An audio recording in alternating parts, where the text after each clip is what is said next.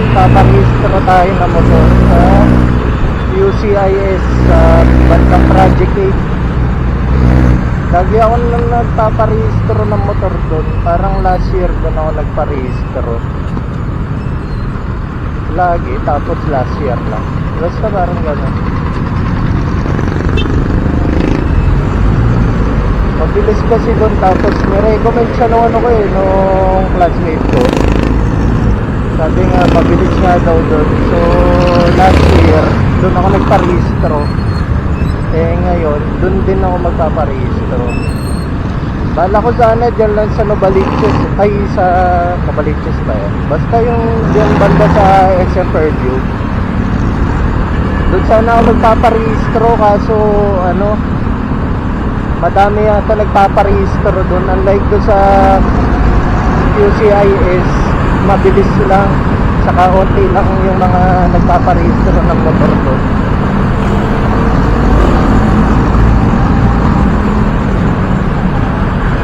Buti napagawa natin yung motor. Kung hindi, baka magka-problema pa tayo pag nagparehistro tayo. Pero hindi ko pa ito napapa-change oil kasi tapos na yung budget natin talaga, wala na tayong pera.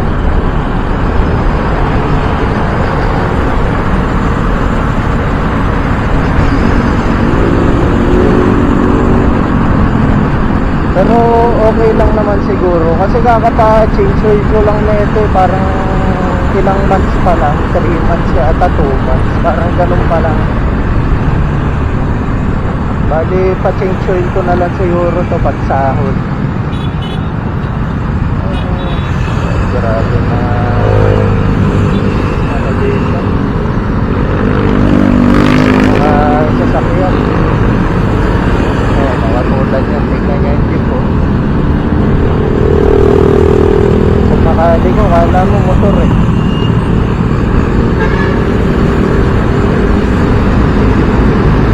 diba? Kung hindi ka attentive, talagang ano ka yan, sagi ka yan. Kaya parang ano yun ang tawag dito, crash, ay slider.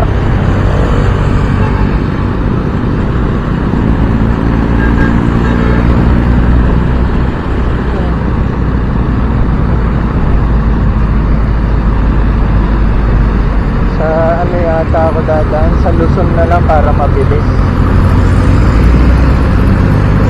Kung bumigla ako ng ligo na tamaan ako. Kasi mga dito bigla sumisingit din ng mga motor Kaya dapat talaga attentive ka bago ka lumigot o kaya bago ka magmaneuver. Kasi biglang may sumusulpot talaga So yun na nga, bago tayo magsimula, pasok muna natin yung intro.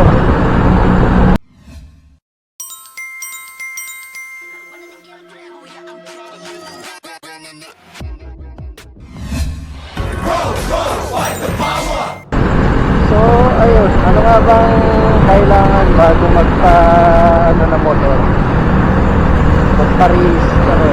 Siyempre, una, kailangan mo yung ORCR. Yung OR, yung kung kailan mo siya binili. Tapos yung CR, kung kailan mo siya huling pinarehistro. Tapos syempre, dapat yung motor mo, good condition talaga. Ayos yung signal lights. Tapos walang modification. Pwede naman modification, pero dapat yung pasok pa rin sa ng LTO guidelines. Katulad doon sa likod ko, yung nilalagyan yung parang tornilyo ng plate number, pinaano ko siya, pinalitan ko kasi malaki yung nakalagay na tornilyo doon sa plate holder, plate number ko pinalitan ko siya ng mas maliit, sakto naman.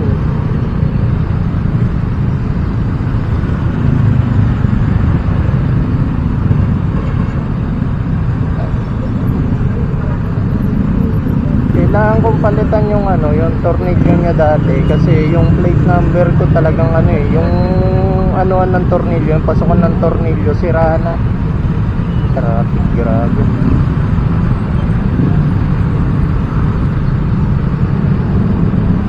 Pag alas 8 yung ano ko, pasok ko, ganito lagi.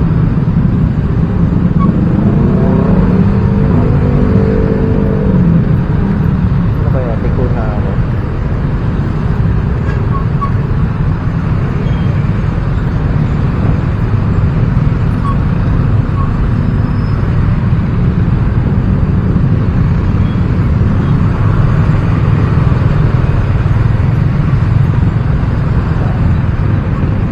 Dito na tayo sa Luzon.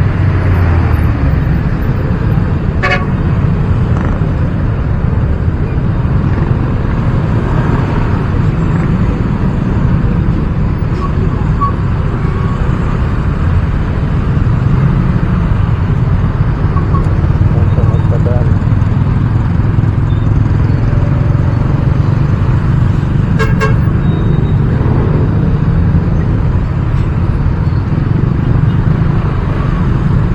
Grabe traffic dito. Isipin nyo na lang kung alas 8 pasok nyo. Ganito lagi traffic.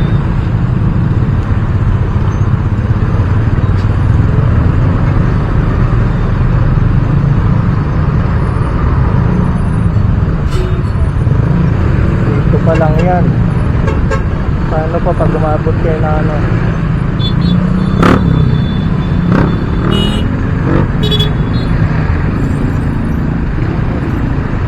Umabot kayo dun sa bandang Techno Hub. Dito kayo tingin.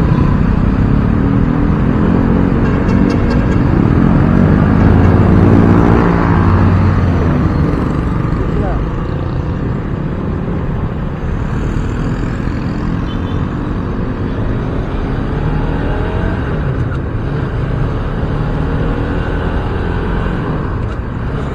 Naalala ko dati nung pinarehistro ko tong motor ko, kakapagawa lang nun eh. Parang galing siya sa ano, sa aksidente.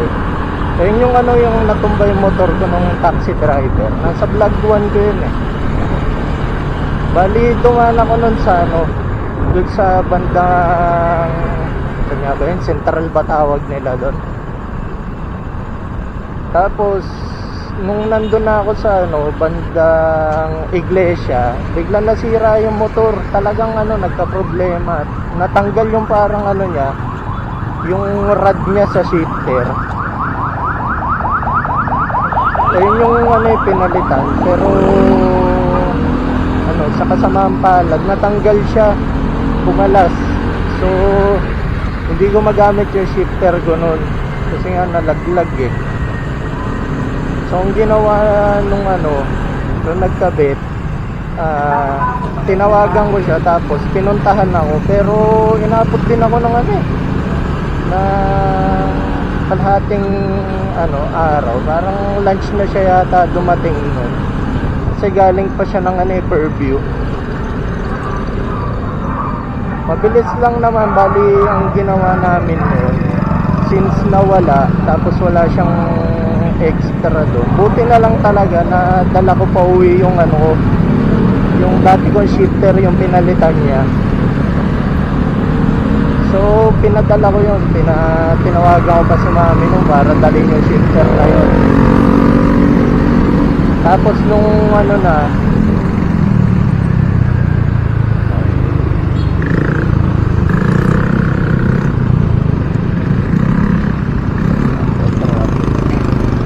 tapos nung dala na ni mami, hinintay na namin yung gumawa. Tapos ano na, kinabit na. Sinama ko na si mami papunta din sa parehistro. Kasi nga, kaysa mag-commute pa siya pa uwi.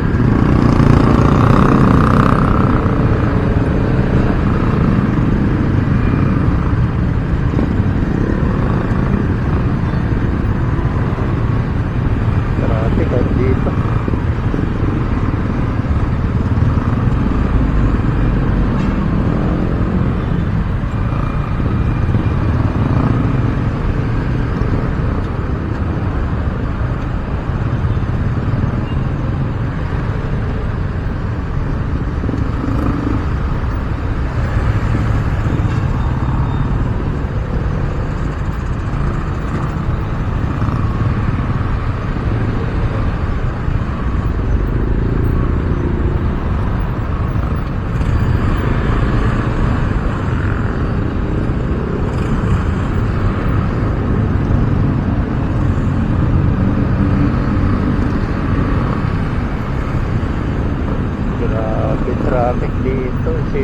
nyo kung 8 ang pasok nyo, maabutan nyo lahat to.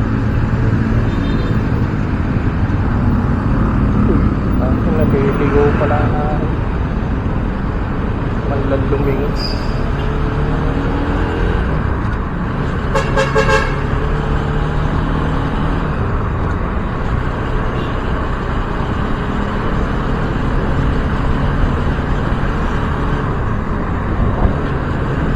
Dito mabilis na siguro kasi dire-diretso na to, tapos liligo na lang tayo pagdating natin ng Visayas.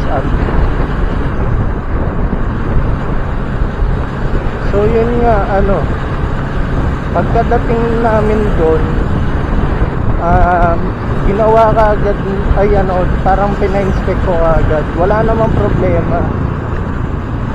Parang chinek yung signal light kung gumagana, tapos ayun nga, emission testing, tapos kung may modification. Hindi naman talaga mahilig sa modification ng motor palagay-lagay lang tayo ng sticker pero hindi tayo yung nag-heavy modified talaga ng motor. Di rin ako naglalagay ng MDL kahit medyo mahina yung low beam nito paggabi, kaya sabayan ko lang rin ng high beam paggabi to. Ayun, tawag, iwasan nyo rin yung yung MDL na maraming bulb. Kasi lang ko may limit yun, parang tig-2 lang ata dapat kada ilaw, kada side. Tapos wag nyo siyang ilalagay sa part na naaalog siya. Alam ko dapat nasa baba ng handlebar, pero hindi siya nasa port ng motor. Kasi yung port na ito syempre maalog lahat naman ng motor ganun, kasi nandun yung gulong Tapos pa ba? Ayun, yung bolts nga, double check nyo yung nakalagay sa plate number nyo, kasi minsan yun yung pinapalitan. Saka iwasan nyo yung sa signal lights, yung ibang kulay. Ang allowed lang yata is yellow, yung parang orange na yellowish, parang ganun. Yung ibang kulay hindi tinatanggal. Layo ko pa pala.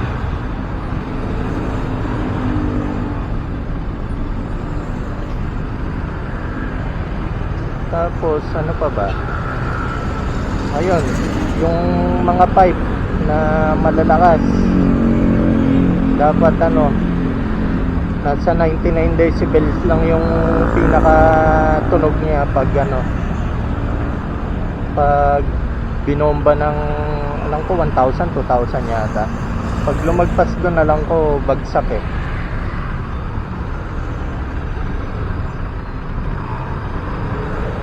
Traffic.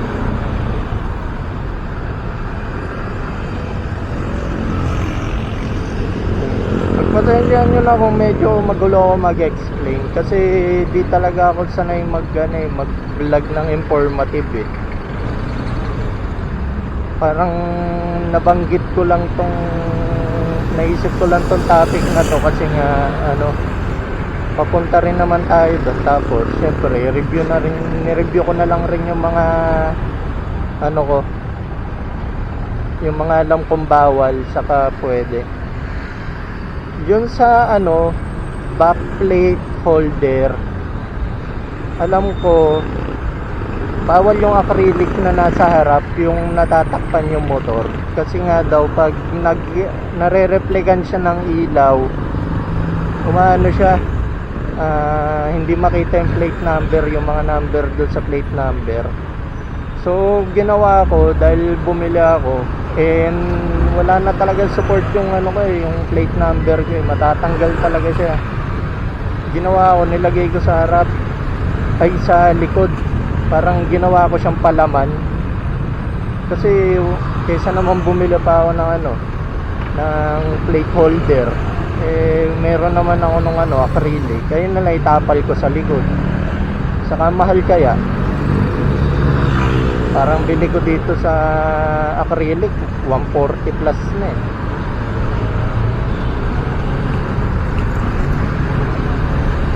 Kala ko hindi tayo ma-traffic dito. Ma-traffic pa rin pala tayo.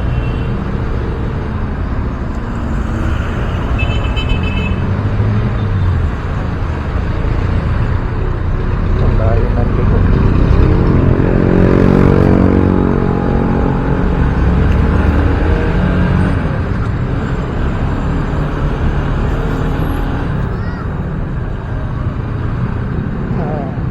Doon sa backplate, tignan natin kung tayo, kung makakalusot yung yung nilagyan natin na acrylic yung likod ng plate number.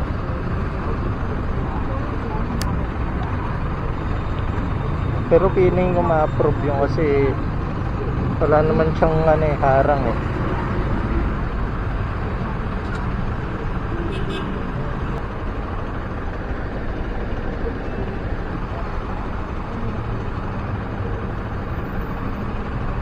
Ang hirap pag nakasalamin eh. Ay, dati hindi naman talaga ako nagsasalamin, pero ngayon talagang na siya. Kailangan ko na, lalo na pag gabi. Pag umaga hindi pa eh, pero pag ginabi, ayun, kailangan na, medyo malabo na mata natin.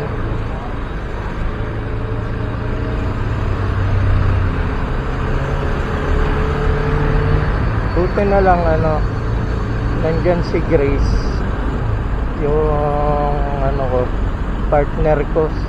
Bali sinamahan niya kasi ako magpagawa ng salamin, tapos parang tinulungan niya ako dun sa salamin. Kaya thankful talaga ako sa kanya dahil nagkasalamin ako. Kasi kung ako lang, feeling ko hindi ako makapagpagawa eh. Naalala ko, sinamahan niya ako sa Quiapo. Tapos naghanap-hanap pa kami ng frame ko. Ako yun, putik yan ko, kahit na lang. Eh mahal pa naman ang salamin.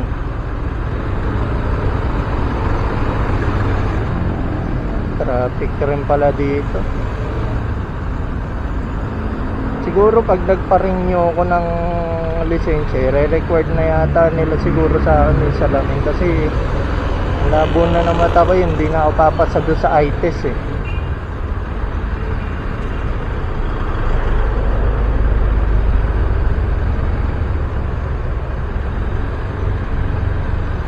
Traffic.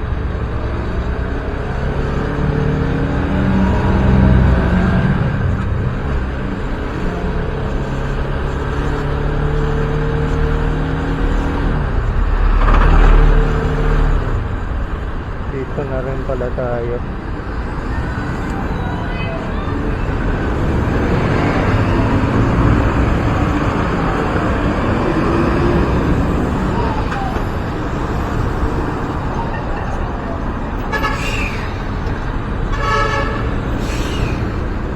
Lumagpas tayo. U-turn na lang tayo.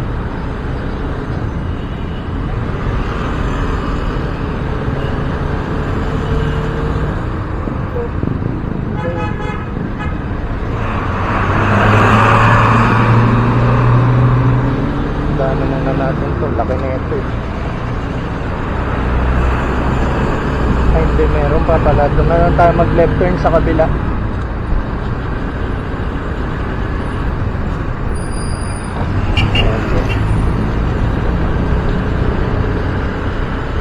Stay na tayo dito.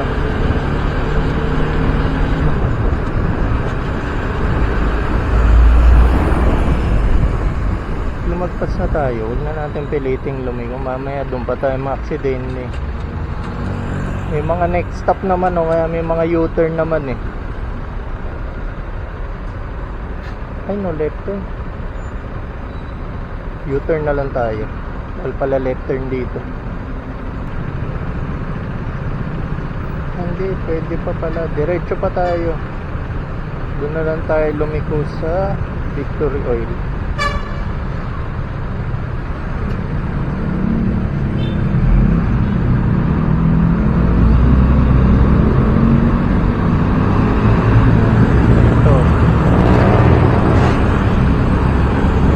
Congressional, SM Congressional. Naalala Kala ko dati, putik yan, pinuntahan ko tong lugar na to, ano eh, nabaha pa ako eh.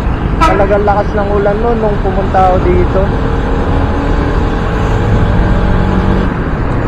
Wala, bawal din. Tuloy-tuloy lang tayo.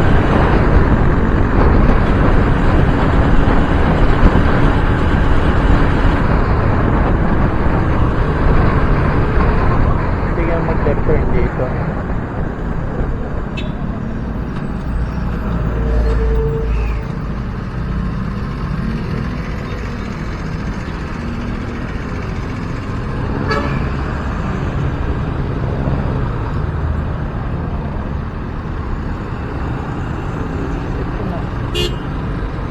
U-turn din.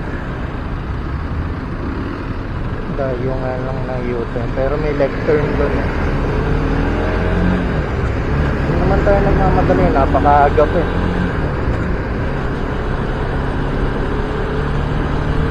Ay, dito pwede.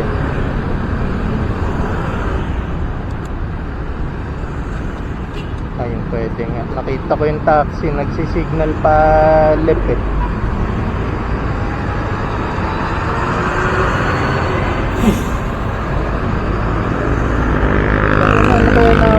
Sa motor ko, parang may ano siya eh, parang may langis-langis na hindi ko maintindihan. Ayun no. Kaya natutuklap tong ano ko eh, pintura eh. Siguro ano yun, ihi ng pusa, pero hindi siya mabaho eh, para lang talaga siyang langis. Ayun no, walang amoy eh.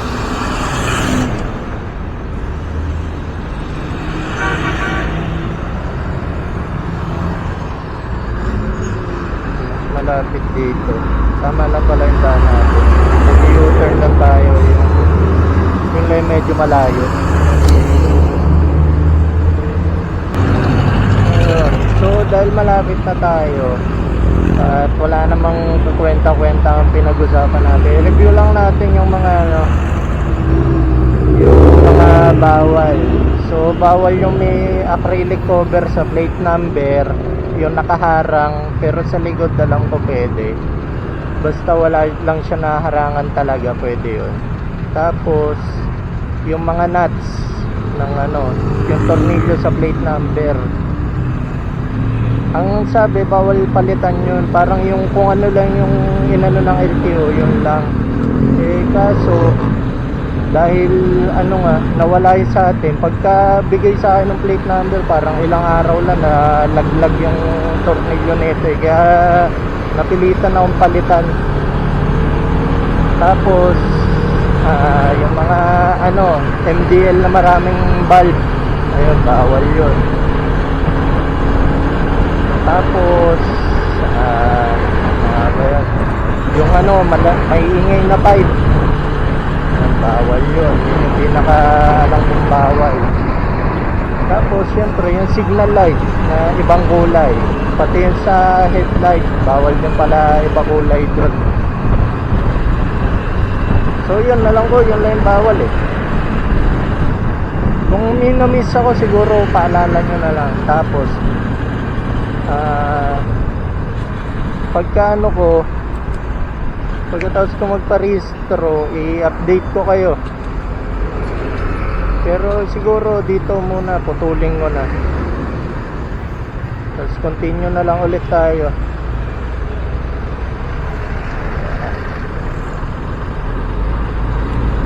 Ay, liliko. Ayun pa. So, malayo-layo pa yung ano natin.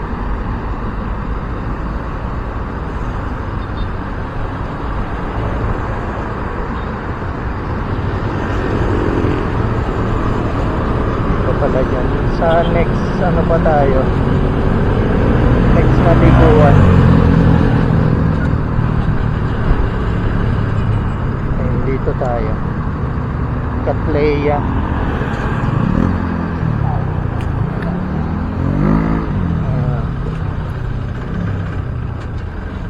Ito na, alala ko na to.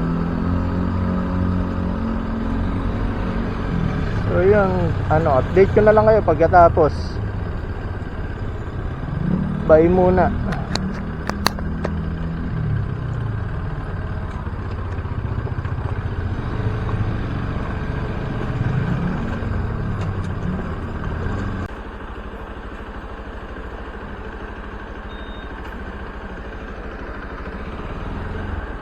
One eternity later.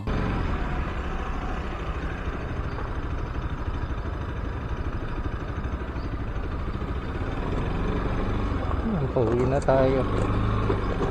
Nakakaba mag-drive dito naman. Dumudulas-dulas yung gulong mo sa bato. Ayan, no? Pero buti naman, tapos na tayo.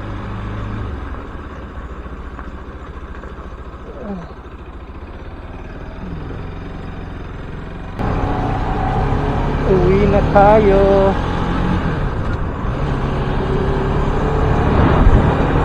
So yun, wala naman naging aberya sa ano natin, sa rehistro natin. Tinanggap nila lahat. Pumasa tayo. Pumasa, kala mo nag-exam. Pero yun nga, wala tayong kahit anong violation. Talagang tuloy-tuloy lang yung ano natin, rehistro natin.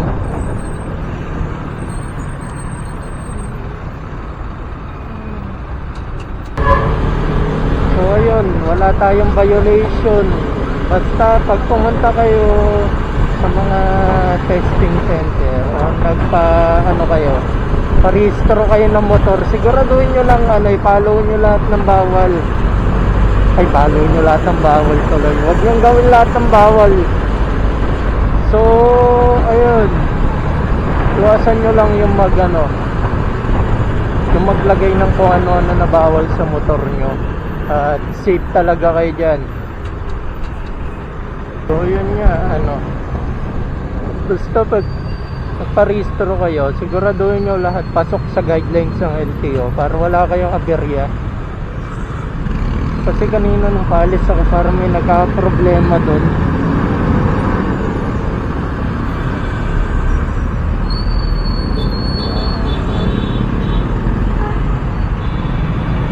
Parang yung ang problema niya yung brake niya. Parang hindi ko sure kung ano ginawa niya doon. Tapos nung papunta ka pa lang ako, nung tinitesting pa lang, may nakasabay naman ako, may problema signal light. Sa inyo, iba yung kulay, kaya sabi ko sa inyo, huwag niyong babaguhin yung kulay ng signal light eh. Kung ano lang yung pasok sa ng LTO guidelines nila, yun lang ilagay niyo. Pwede nyo naman palitan yan kasi madali naman talaga masira yan. Pero wag yung yung kulay na hindi pasok. Huwag kayong mag-experiment kasi sayang yung punta nyo. Sayang yung bili nyo sa kulay. Hindi ko lang sure kung pinapayagan nila yung kulay blue yung kulay blue yung ilaw tapos may orange. Yung parang parang part light ba o parang inintegrate sa brake light yung ibang kulay tapos yung pinaka-signal orange. Hindi ko sure kung pwede. Pero mas maganda na rin yung isang kulay lang.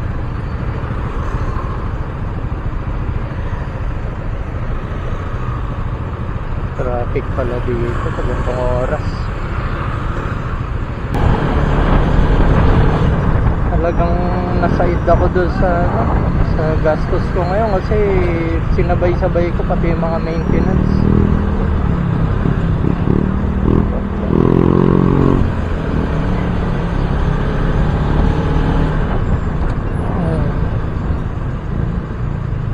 Pasok sa bata.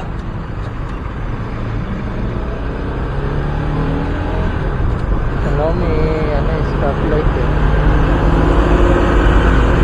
Pwede ako pasok eh. Dire-diretso naman to.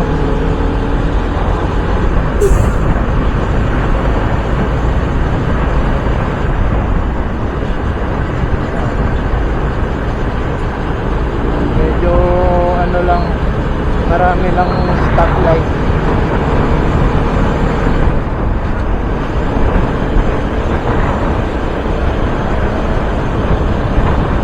Siguro dito ko natapusin yung vlog kasi wala na rin naman akong maisip. Basta nagbigay lang ako ng update kaya ako nag-video pa uwi. Pero ayun nga, wala namang aberya, okay naman. Yung bulsa ko lang talaga yung nagka-problema. Parang nabutas yung wallet ko dun. Pero at least rehistrado na tayo for 1 year. Tapos nitong September paparenew na lang ako ng lisensya ng motor ko. Yung iniiwas-iwasan ko rin yung mga violation sa kalsada kasi sayang 10 years na rehistro rehistro ng lisensya. Simula dati hanggang nakuha ko yung rehistro ko, wala man akong violation. So 10 years na tayo, hindi tayo nagka-problema.